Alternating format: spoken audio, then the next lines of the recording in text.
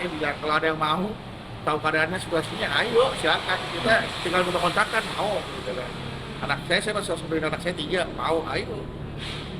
Cuman ya susah ada yang begitu. Kemudian Jam.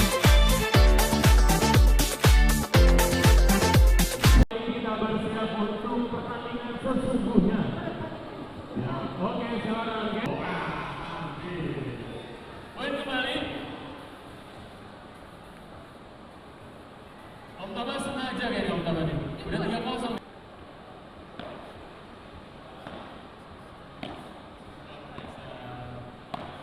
Lagi. Apa yang terjadi?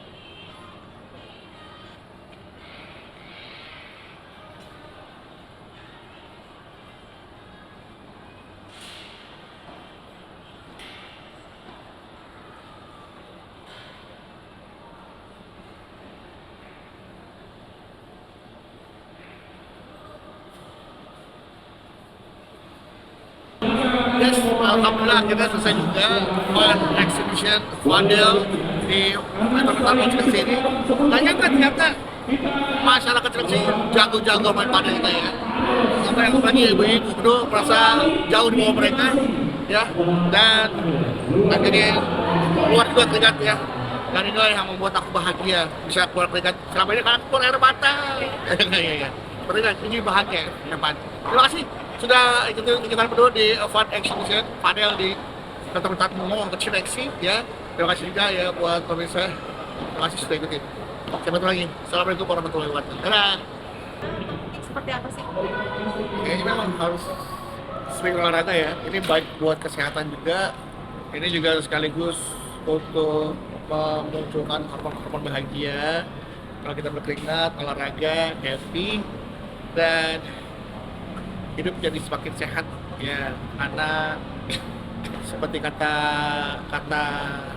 bijak ya, mens sana in corpore sano ya. Jadi kalau hidup tuh kadang-kadang ada ke sana ada ke sono, harus ketika ada yang datang, ketika ada yang pergi akan ada yang datang ya. Ketika keluar akan ada yang masuk, keluar keringat, masuklah ide-ide, masuklah apa namanya ya, pokoknya masuklah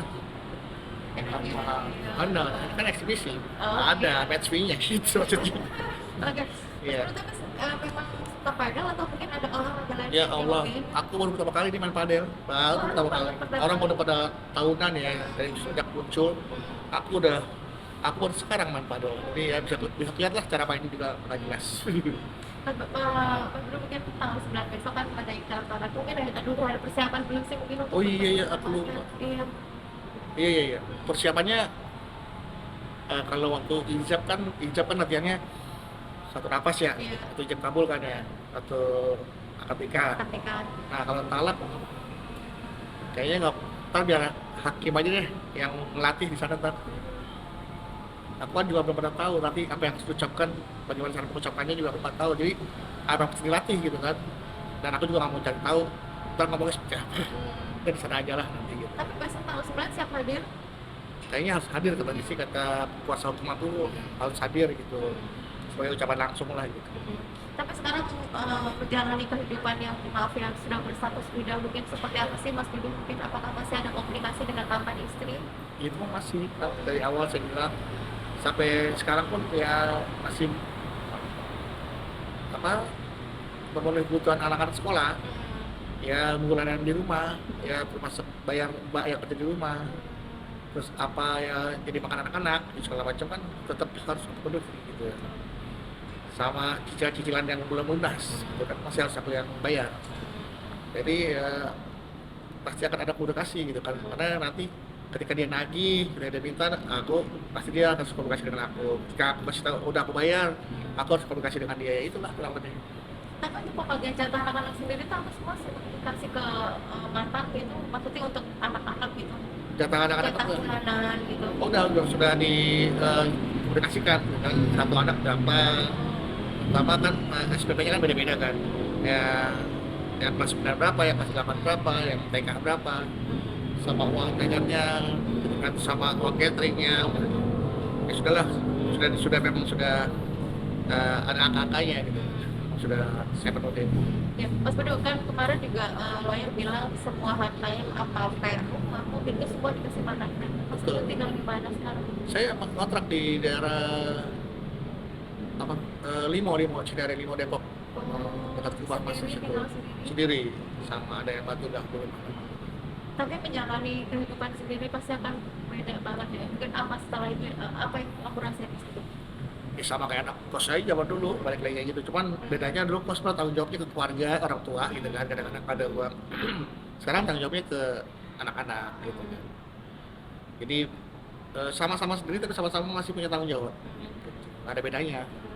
Cuma bedanya tanggung jawab waktu masih sendiri belum nikah ke orang tua, pas sudah nikah udah berpisah tanggung jawab ke anak-anak. Karena anak-anak kan empat. Tapi dengan penyatosan dan status beda ini sudah banyak gak sih mungkin perempuan atau cewek yang mendekati gitu atau mungkin udah itu mendekat buat curhat-curhatan? Kayaknya belum ada yang mau udah sama udah beranak tiga gitu kayaknya. Pasti udah mikir ini udah beranak tiga, ya kan saya dinafkahin banyak, kan mana mungkin ngurusin dua, dan pasti mereka mikirnya gitu. Ditambah lagi udahnya juga ngasih kontrak. Kayaknya susah cari yang memang mau berjuang lagi bersama saya dari nol lagi yang pasti gak akan gampang lah gitu kan, dapat wanita yang seperti itu yang mau gitu kan, apalagi kondisinya situasinya saya seperti ini gitu kan, tanggung jawabnya masih besar gitu, khawatir nanti dia kalau ngomong saya nggak bisa bersosialisasi, nggak bisa memenuhi kebutuhannya, kalau nggak sesuai ekspektasi, cuma kayaknya saya bukan target mereka. Tapi sudah ada terdekat buat curhat-curhatan gitu nggak Karena sih? saya- Biasanya ada dong gitu kan untuk enggak. Saya jarang curhat masalah cewek gitu kan, karena memang ini yang bukan menjadi prioritas saya. Karena saya bilang kalau ada yang mau tahu keadaannya, situasinya, ayo silakan, kita tinggal minta kontakkan, mau gitu kan. Anak saya masih harus beri anak saya 3, mau, ayo. Cuman ya susah ada yang begitu. Anak-anak tahu ya kalau bapak ibunya sudah berpisah. Udah tahu. Dikasih pengertian kan atau Ya gimana? kadang-kadang aja saya kasih tahu ke anak saya yang laki yang berharap pertama, Mas kayak gini gimana Mas? Jangan ayah, enggak kayak mama di TikTok kayak gitu. Ya udah cari lagi gitu kan. Cari lagi tuh artinya ya udah ya temenan aja gitu. Nanti sama mantan istri berbaik banget hubungannya ya. Ya harus Udah berteman banget gitu ya. supaya jangan ada konflik lagi, supaya anak-anak tidak lagi melihat konflik gitu. Jadi anak-anak benar-benar merasa tidak kehilangan siapa-siapa, nggak kehilangan ayahnya, nggak kehilangan budanya gitu kan. Cukup saya kehilangan status sebagai suami dan istri aja udah.